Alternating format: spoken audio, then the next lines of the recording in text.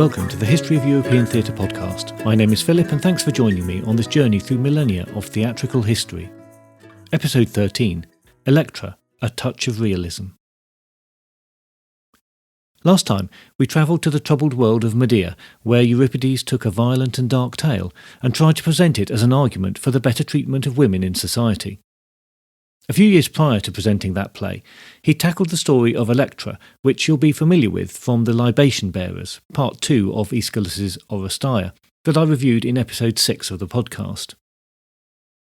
In this episode, there'll be a fair bit of comparing and contrasting of the two plays, so if you feel the need for a refresher on the Aeschylus version, please feel free to pause here and take a look back there now. The Euripides version of this story opens some years after the death of Agamemnon. The setting is the outside of a peasant's hut at the start of a day. We hear from the peasant and then from Electra that they're married. They recount how that once suitors began to ask for Electra's hand in marriage, Aegisthus had become fearful that any marriage alliance and offspring of hers might threaten his position, and he was minded to have her killed. But Clytemnestra intervened and persuaded him that she could be married off to a lowly peasant of no consequence, so that any children could not cause them any problems. Electra says that her husband is a good man and has refrained from consummating the marriage, but it's unclear if this is out of respect for Electra or fear of her relations. This has left Electra not only virginal, but frustrated and sexually repressed. Coupled with her lingering grief for her father and the still fierce hatred she bears for her mother, Electra finds herself in a very dark place. She appreciates her husband's kindness, but, speaking to the chorus who are playing the women of Argive, she laments her change in circumstances and the misfortune of her life. This is no peasant idyll for her. She misses the life in the palace and its comforts. Resigning herself to the day's chores, she exits to collect water. Orestes, Electra's brother, enters, having secretly returned from the exile placed on him by Clytemnestra and Aegisthus. He's been living with the king of Phocis and is accompanied by the king's son and his friend Pylades. Orestes has secretly visited his father's tomb the previous night and now seeks out his sister. He sees Electra returning with a pitcher of water and mistakes her for a serving woman. In exchanges with the chorus, she reveals her identity, but Orestes does not yet reveal himself to her, but pretends to be a friend of her brother and uses the ruse to test her loyalty to him and the memory of their father. His timidity and uncertainty is contrasted with Electra's forthright nature as she reveals that she wishes to avenge her father's death and see her brother again. Just then, an old retainer enters and recognises Orestes from a scar on his forehead, a childhood injury, and his true identity is revealed. The siblings immediately begin to plot revenge in earnest, and a plan comes together as the servant reveals that Aegisthus is away from the palace preparing a bull for sacrifice. Orestes exits to confront him. For her part in the plan, Electra sends a message to her mother saying that she has given birth to a male child 10 days ago, knowing that this will cause her to come and visit and perform the birth rituals that are expected of her. A messenger arrives and describes how Orestes approached Aegisthus as a stranger and gained his confidence. After he had been offered hospitality in the correct manner and most of the servants had been sent off, Orestes had set upon Aegisthus while he was engaged with preparing the sacrifice and stabbed him in the back, cleaving him open to the spine and shattering the bone. Orestes and Pylades return with the body of Aegisthus, and Electra gloats over it, relishing the suffering of her father's killer. Orestes begins to doubt that they should kill their mother, but Electra convinces him it's the only way to properly complete their revenge for their father. Orestes fearfully withdraws to the hut to await his mother. Clytemnestra arrives and explains quite persuasively why she had such hatred for Agamemnon, who had, after all, commanded the sacrifice of their unsuspecting daughter, and then returned to Argos openly with his concubine Cassandra. She says, "Had he slain her to save his city from capture, or to benefit his house, or to preserve his other children, a sacrifice of one for many, I could have pardoned him. But as it was, his reasons for murdering my child were these: the wantonness of Helen and her husband's folly in not punishing her. Still, Wronged as I was, my rage had not burst forth for this. Nor would I have slain my lord, had he not returned to me with that frenzied maiden, and made her his mistress, keeping at once two brides beneath the same roof. Electra is unmoved, and persuades her mother to come to the hut where Orestes lies in wait for her. Off stage, we hear Clytemnestra's death cries, and then hear that as Orestes hesitated, it was Electra who put her hand on his, gripped the sword hilt, and drove the blade into her mother's throat. Brother and sister are suddenly filled with grief and guilt as two figures appear above. They are Clytemnestra's semi-divine brothers, Castor and Polydeuces. They say that Clytemnestra received just punishment, but that matricide was nevertheless a shameful act, and to atone, the siblings must follow a new life path. Their solution is that Orestes must leave Argos. He will be pursued by the Furies until he arrives in Athens for proper trial, where he'll be acquitted and will be able to live out his life in Arcadia. Electra must marry Polynices. The siblings accept the judgment, embrace, and go to their individual designated lives. The play is not noted for any dramatic innovations, but one significant change is that the use of the chorus is very light. We saw in the later work Medea how Euripides struggled to find effective use for the chorus, and that's further evidenced here. It's another effect of the more realistic work he was producing. In this format, there isn't the same need for the chorus, and he has to invent reasons for their inclusion. As such, they're used less to comment or advance the action, and more to express his ideas and suggest their application outside of the confines of the play. However, the play is noted for its fine poetry. Some argue it's Euripides at his best in this respect. At the very opening, Electra's first lines are a good example. O sable night, night of the garden stars, beneath your cover I go to fetch water from the brook with my pitcher poised upon my head. Not indeed because I am forced to this necessity, but that to the gods I must display the affronts Aegisthus puts upon me, and to the wide firmament pour out my lamentation to my father. For my own mother, the baleful daughter of Tyndarus, has cast me out from her house to gratify her lord. For since she has borne no other children to Aegisthus, she puts me and Orestes on one side at home. It's poetic, but to the point and advances the drama. Also, the language serves to imply the self-demeaning character that Electra displays is an act, and that she is at heart still a royal princess who keenly feels the wrongs done to her. It's nuances like this that attract the admirers of Euripides. As we're familiar with the Aeschylus version of the story, we can easily see that there are some significant differences in this version. The first of which is the setting.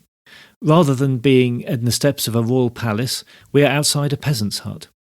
We are, of course, still in the context of the play being presented at the Dionysia, in the temple complex, and with the same skeina and very limited, if any, suggestion of location. But, as we've seen before, the scene is set with the language. After just a few lines to cover the backstory of the return of Agamemnon from Troy, through to his marriage to Electra, the peasant makes the position clear.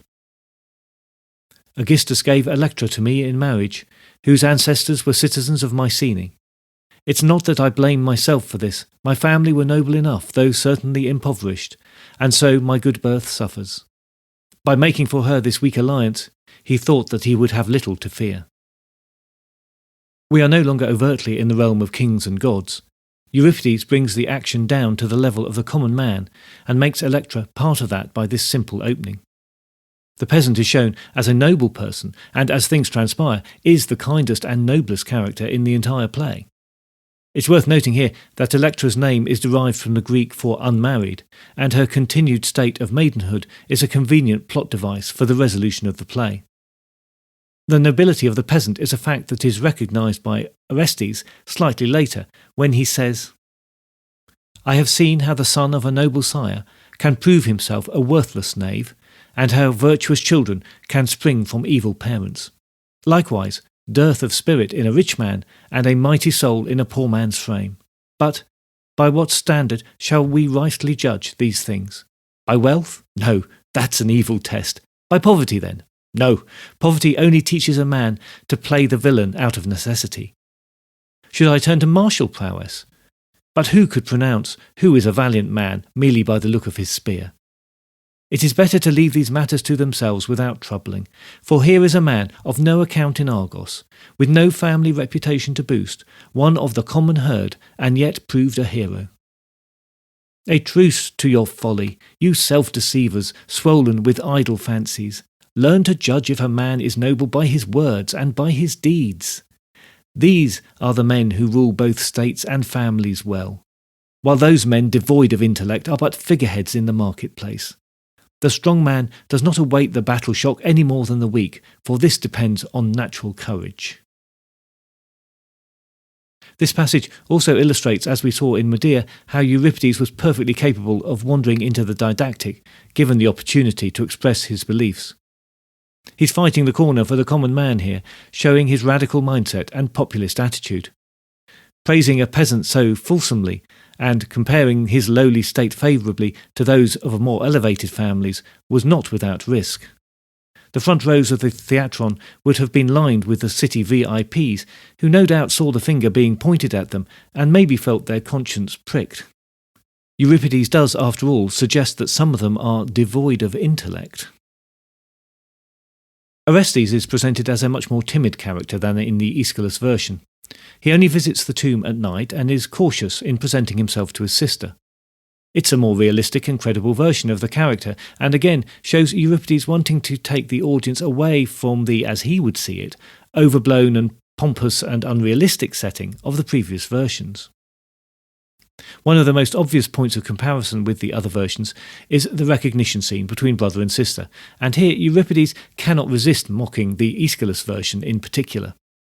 You'll remember that in the Libation Bearers, the recognition scene comes about through the lock of hair and footprint that Orestes has left near the tomb of Agamemnon.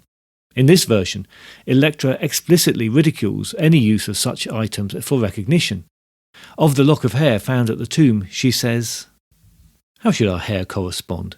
His is the hair of a gallant youth, trained up in manly sports. Mine, a woman's curled and combed. No, that's a hopeless clue. Besides, you could find many whose hair is of the same colour, albeit not sprung from the same blood. No, maybe it's some stranger who cut off his hair in pity at the tomb." And of the idea that a footprint could be a useful clue. How should the foot make an impression on stony ground? And if it did, the foot of a brother and a sister would not be the same in size, for a man's is larger. The ridicule is cutting in its simplicity.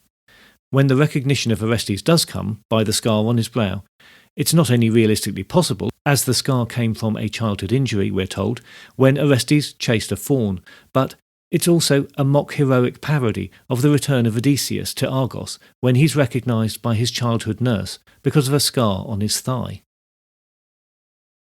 In Aristotle's comment on the play, he says the recognition scene is just right, comparing it specifically to the Sophocles version, which he thought too long. His liking, I think, is founded in the new realism through the simple and direct language that Euripides puts on the scene. Once properly reunited, Electra becomes the driving force. Orestes is nervous and unsure of the actions that he should take, but Electra goads him until they are presented with the information about Aegisthus that seems to give them a good opportunity to put a plan into action. The killing of Aegisthus is described in bloody detail, and Euripides emphasises that Aegisthus had given Orestes, as a stranger, hospitality, and that Orestes had killed him from behind with a devastating sword thrust. The intention is clearly to shock the audience as they hear of the spine-splitting blow, and to make Orestes appear unheroic in the manner of the deed. Not only was Aegisthus killed from behind, but while he was engaged with holy sacrifice. So we're left in no doubt as to the inherent weakness of Orestes' character, shown through his unheroic behaviour. The character of Clytemnestra is also quite a bit different from the earlier versions. She's regretful of her past actions, which is something we didn't see in the bold Aeschylus version or in the hateful mother conjured up by Sophocles. Both her visit to Electra and her regret at her actions appears to be genuine. Time, we feel, has moved on for her, and she now has some perspective on the events. It's something lacking in her daughter. She says of Iphigenia and Agamemnon, "Women maybe are given to folly, I do not deny it. This granted, when a husband goes astray and sets aside his own true wife, she perhaps would follow his example and find another love, and then in our case hot abuse is heard, while the men, who are to blame for this, escape without a word. Again, suppose Menelaus had been secretly snatched from his home. Should I have had to kill Orestes to save Menelaus, my sister's husband? How would your father have endured this? Was he then to escape death for slaying what was mine, while I was to suffer at his hands? I slew him, turning as my only course to his enemies. For which of all your father's friends would have joined me in his murder? Speak all that is in your heart, and prove against me with all free speech that your father's death was not deserved. Once again, Euripides takes the opportunity to rail to his audience, this time on the plight of women generally, pointing out the difference in the way society treats men and women. He sandwiches this message between the passage specific to Clytemnestra and Agamemnon, perhaps trying to soften the polemic a little. Electra is unmoved and takes the traditional view. Justly urged, but your justice is not free from shame. For in all things every woman of sense should yield to her husband. Whoever thinks otherwise does not come within the scope of what I say. Much as this may be difficult for us to hear with our modern sensibilities on the rights of women, it probably played very differently with the contemporary audience. To them, the justness of revenge and the place of women in society would have made Electra's position seem much more reasonable. It was commonly held views like this that Euripides was battling against. I wonder if the audience at the first presentation enjoyed the near melodrama of the play. With the gory killings, the pleading of Clytemnestra for her life, as reported by her children, and the indulgence of Electra, who seems to revel in her misfortune and humiliation, it could certainly be pulled towards the emotional. But that somewhat detracts from both the universality of the play and the message of the more didactic parts. Euripides may have been playing with the traditional forms to see how far he could take them, but it's not always successful. As we saw in Medea, and to some extent in this case, tragedy moves towards, if not into, melodrama. In this case, I think it's the coolness of Electra that serves to hold the emotional back. She doesn't have the emotional intensity of Medea, and that coolness tempers the tendency to melodrama. Another problematic thing in the play is that sometimes Euripides just tries to cram too much in and his message becomes confused.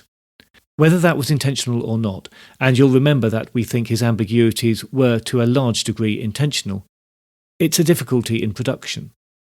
For example, we can say that Aeschylus views the matricide of Clytemnestra as a religious moralist, and Sophocles treated it for the pure drama of the moment. But Euripides shows both his humanism and his indignation in the act. Not only does he portray it as a heinous crime through the violence of the description of it and the attitude of Electra and Orestes towards it, but he questions the very nature of the religion and society that would approve such actions. It's complexity that has not been seen before and probably left his original audience confused as to his intentions. The described killing of Clytemnestra is effectively the last act of the play and its dramatic high point. Her reasoning and Electra's cold reaction to it may have swung the sympathies of the audience back in Clytemnestra's direction. But even if not, the description of the manner of the murder is still shocking.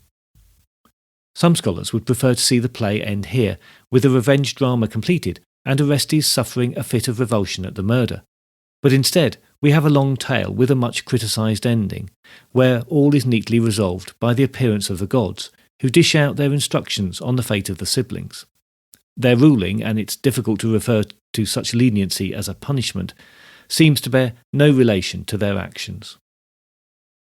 However, there is one reading of the play that can be said to save the ending.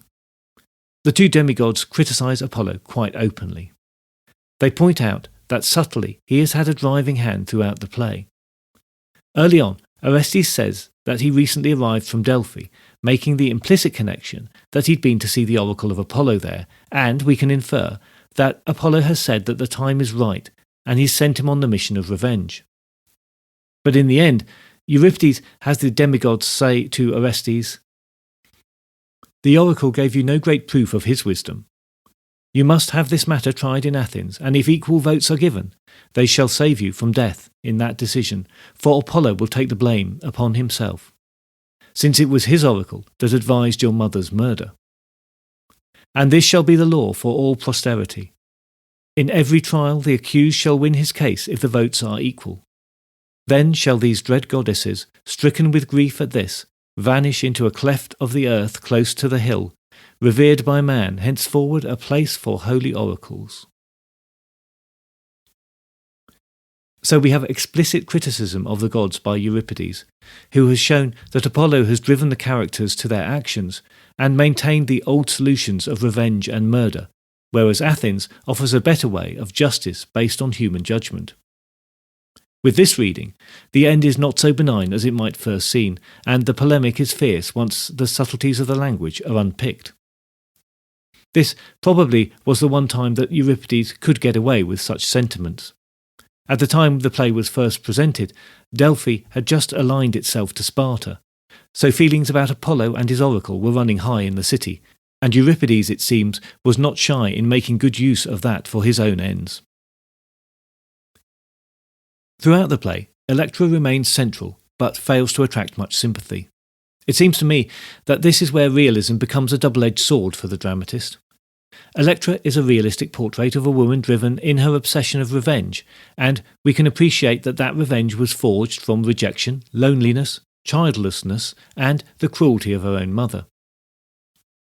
The obsession becomes everything to her, and we can believe that, but then we have to accept that she can instigate and then carry out the deed herself, and that's much harder to accept. Where we can admire Medea for her passion and sympathise with her for the hurt done to her, it's somehow harder to feel this for Electra. Mostly, this comes down to the matricide, which is outside of the borders of realism for the vast majority of viewers. But, I hear you say, so is the infanticide perpetrated by Medea, and I agree. But in that play, we have Medea established as an outsider and a sorceress. She is, in that sense, supernatural, and we can therefore make some exceptions for her actions outside of the context of normal behaviours.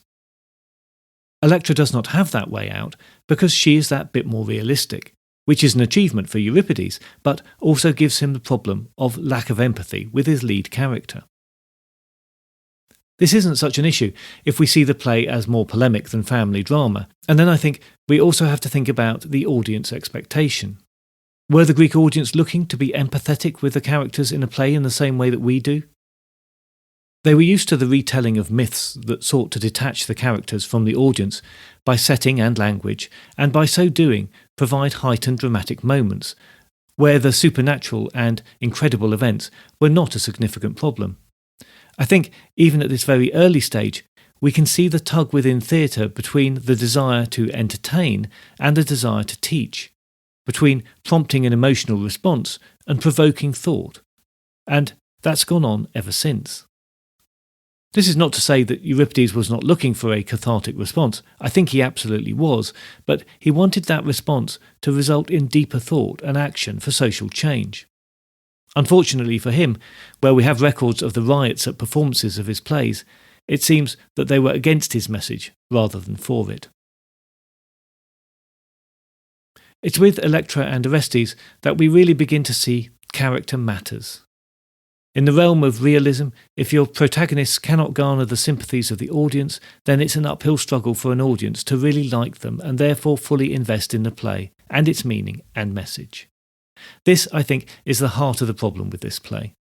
Electra is so obsessed, so driven by her hatred of her mother and idealisation of her father, that other traits are pushed to the background. She is prone to histrionics and wallowing in self-pity, but none of that energy converts into any sort of appeal. Medea is a very physical character, where we have no problem seeing why she was so attractive to Jason, but Electra has none of this attraction, and we can't fall back on Orestes either, who is weak, indecisive, and in the end, irresolute. And to bring that back to the reaction of the original audience, the fact that Orestes could not deliver the killing blow without his sister's help would have lost him any final slip of sympathy that the audience may still have had. For a play with very little satisfying resolution, Electra may surprisingly have had a very significant effect on the fate of Athens. It's probably an apocryphal story, but when the city was overrun by the Spartans 10 years later, it is said that their decision to save the city from a thorough sacking and physical destruction only came about when they heard a passage from the play about Electra's despair for her homelessness. Moved by the poetry to pity, they spared the city and the people. I hope it's true. It would be nice to think that even heroes like Electra and Orestes, that are not nearly heroic enough, can, by the power of language, still have an impact. Next time, we'll look at Euripides' last play. It's a very different sort of play from Electra or Medea, where the tendency for realism and melodrama are gone and tragedy is back, but in a mystical and fantastical form. Nothing that has gone before will prepare you for the strange world of Dionysian excess and the Bacchae. I look forward to your company next time, but if you have any comments or concerns in the meantime, you can contact me by email at thoetp@gmail.com or via Twitter @thoetp.